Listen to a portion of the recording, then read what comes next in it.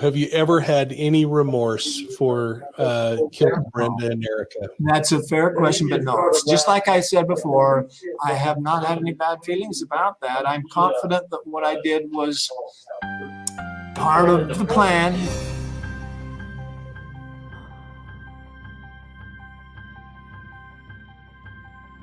Will Hulu and FX networks give you the straight scoop in the new series Under the Banner of Heaven? I'm going to be keeping close score on this one and weighing in because I know the case inside and out. Hey, welcome to Profiling Evil. If you haven't subscribed to our channel, please do so now. We're going to be talking about the new series on Hulu and FX called Under the Banner of Heaven. It's based on a John Krakauer book of the same title. Personally, I didn't care much for the book, but that doesn't mean the thousands and thousands of people who did aren't spot on. Frankly, I thought it spent a lot of time chasing people of faith rather than the story and behaviors of the group of excommunicated member wackos whose twisted doctrine helped them justify their bizarre ideology and murder. In fact, I thought it was a cheap shot at the Latter-day Saint faith. And I'll have a little more to say about that in just a minute. Anyway, I'm going to be watching this one because I know the story inside and out. When I weigh in, though, you're not going to be getting hearsay. You're going to be getting my thoughts and experience after spending hundreds of hours interviewing the killers in this case. The interviews happened shortly after they committed their crimes, and they go on over the last 3 decades, as recently as a few months ago. In fact, you can hear the story directly from the killer's lips by listening to my interview with Ron Lafferty. You know, I'm the only person he's authorized to share this information. You're going to hear segments like this where Dan and I talked just a few months ago.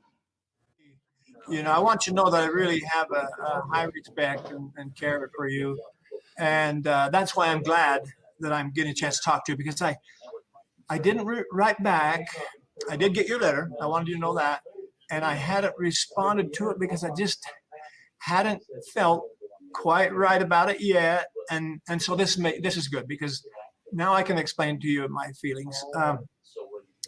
A few years ago, it's been 6 or 7 years now, I felt like I should not do any more interviews or even have visits. My family doesn't even come out to visit, and I just explain to them that that's the way I feel right now. So I'm kind of incommunicado, and that's just what I feel is the right thing. I've turned down several interviews, especially after Ron died and that. You know, I want to remind you, he's still sitting in prison and he'll die in prison. But let me take you back to July 24th, 1984, when Ron and Dan Lafferty thought that their God wanted them to kill their sister-in-law and her 14-month-old baby. They committed a brutal murder, something they described as righteous and in line with Old Testament scripture. I created a relationship with these convicted killers, and I used them to train police officers on how to better understand and investigate ritual crime. Let's take just a moment and listen to Lafferty speaking to a group of 500 police investigators. It happened nearly 30 years ago. But I've hung on to the tapes and I haven't shared them until just recently. Listen carefully to his matter-of-fact explanation of how he slit the throats of these two in an execution-style murder. So on the 24th of July, okay, I'll get into this. This will be pretty intense now, so just kind of brace yourself if you need to.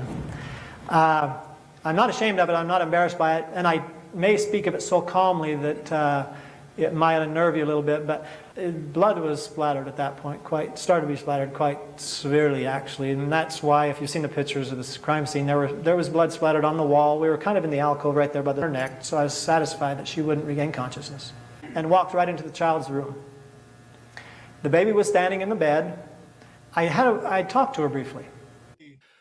Well, I'm going to be watching the series alongside you, but we'll get together and we'll talk periodically about the case from a behavioral standpoint. I'll share my personal insights. We'll talk about what the movie's reflecting and showing and what I know really happened. This is about criminals and criminal behavior, folks. It's not about the mainstream religion whose teachings are the antithesis of what these predators did. Here's my personal opinion. I thought Krakauer took inappropriate shots at the Latter-day Saint doctrine, and I'm offended personally that this self-proclaimed atheist did so. I mean, likening the mainstream members of the Church of Jesus Christ of Latter-day Saints to what the Laffertys did is offensive to me, and I'm not going to just stand by idly without sharing my thoughts. I hope you understand, because I'm representing people of faith. And I don't think an atheist should be making determinations of what people of faith believe and how valuable it may or may not be in his opinion. His comparisons would be like you and me saying that somebody who wants to learn about the Catholic Church should go out and study the atrocities of the Crusades or the horrors of the Inquisition.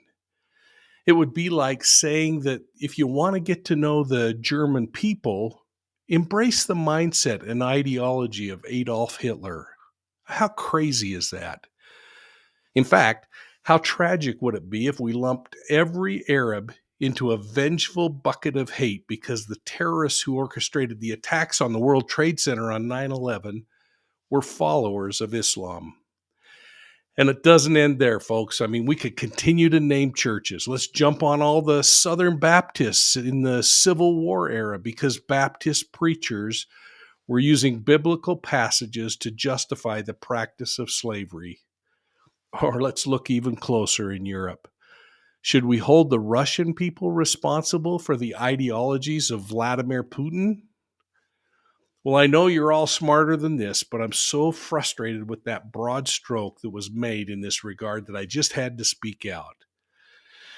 So I think I'm feeling a little better, and I'm going to climb off my soapbox and invite you to go over to Profiling Evil and watch my discussion with Dan Lafferty. Measure it.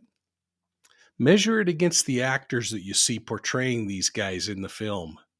There are going to be theatrical differences, perhaps even on both sides, who knows. Then we'll get together from time to time during the series and we'll talk about what you're seeing and the emotions that you're feeling. We'll talk frankly but respectfully. So please, take a moment, put your thoughts in the comments section down below. Let's have some solid dialogue around this series. And thanks for supporting Profiling Evil. I hope that you'll hit that like and subscribe button, ring that bell so that you get all of our notifications. And I hope you'll consider joining our channel memberships. It really helps us continue to roll out quality content, and it's deeply appreciated. So look for us on YouTube, Instagram, Facebook, and Twitter, and check us out on the World Wide Web. Thanks again for your support, and we'll see you soon at the next crime scene.